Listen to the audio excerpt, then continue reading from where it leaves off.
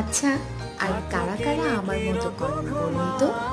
অপ্রয়োজনীয় জিনিসও ফেলে না দিয়ে জমিয়ে রাখি, আর ভাবি এগুলো তো কোনো না কোনো ক্রাফটের কাজে লাগিয়ে ফেলবো, কিছু না কিছু বানিয়ে ফেলবো। কিন্তু আদতে এগুলো পড়েই থাকে, কোনো কিছুই বানানো হয় না।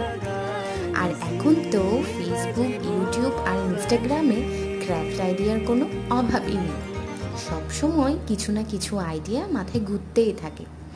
আজ অনেক দিন পর আমার জমানো জিনিসগুলো নেড়েচেড়ে দেখলাম, সেখানে কিছু ডালার ভাঙা অংশ পড়েছিল। ভাবলাম এটা দিয়ে একটা তাক বানিয়ে ফেলি।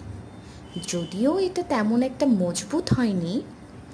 কালার করার পর ছোট গাছের টবগুলো দিয়ে সাজিয়ে ফেললাম। এরপর দেখতে বেশ ভালো লাগছিল। আপনাদের কেমন লেগেছে অবশ্যই আমাকে জানাবেন। ধন্যবাদ।